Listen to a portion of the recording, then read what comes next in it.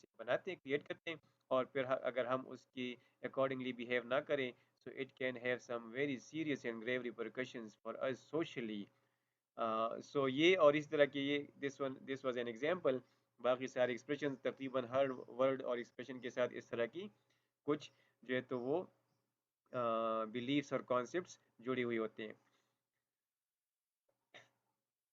So social facts require a consensus between a minimum of two people as to some aspect of meaning and behavior. तो जो social facts होते हैं तो उसके बारे में कम से कम दो बंदों का कुछ जो है तो वो एग्रीमेंट होना चाहिए, कंसेंसस होना चाहिए कि वो कोई सिमिलर मीनिंग और उसके साथ बिहेवियर वो जो है तो कनेक्ट करते हों। तो कम से कम दो बंदों के जहन में कॉग्निटिवली वो उस चीज़ के बारे में वो उसी तरह बिलीव करते हो और परसीव करते हो। So very often then we when we use such words or expressions in our talk, we expect our listeners to show their solidarity by assenting to the value judgments we build into them.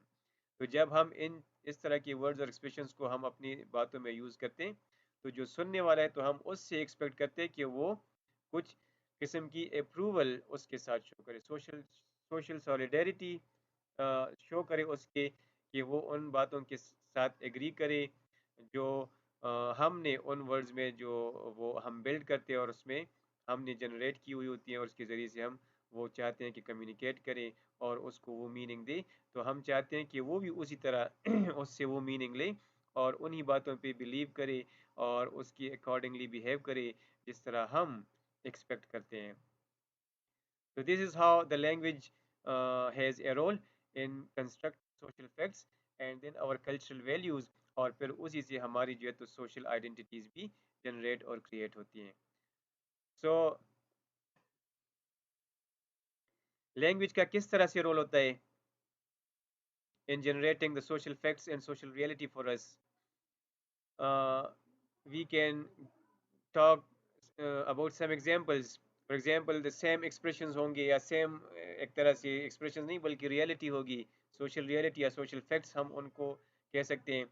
तो वो situation एक तरह की होगी, but different people can interpret and can communicate about them in different ways. For example, the poet in all of us wants to express and share how we feel about or perceive some aspect of reality.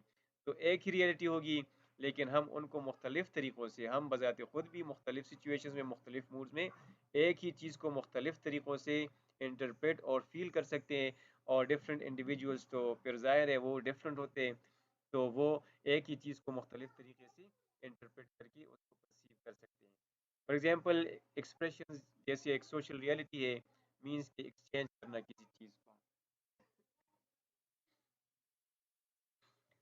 तो उसके लिए एक expression हो सकता है fair swap, कि आप exchange करें चीज़ों का, जो है तो रद्द बदल करें, उनका जो है तो तब्दीली करें या मतलब स्वैप करें, एक्सचेंज करें।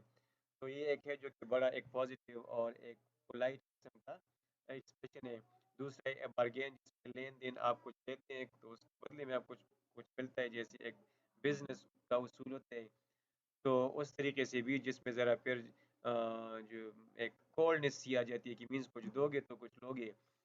And another expression for the similar reality can be A rip off, means के जैसे कोई बंदा किसी चीज़ लेता है और फिर बदले में देते हैं, लेकिन उसके साथ चीटिंग करते हैं, जैसे मीन्स पैसे या उससे चीज़ ज़्यादा ले और जो बदले में चीज़ देता है वो उससे काफ़ी कम वैल्यू की होती है।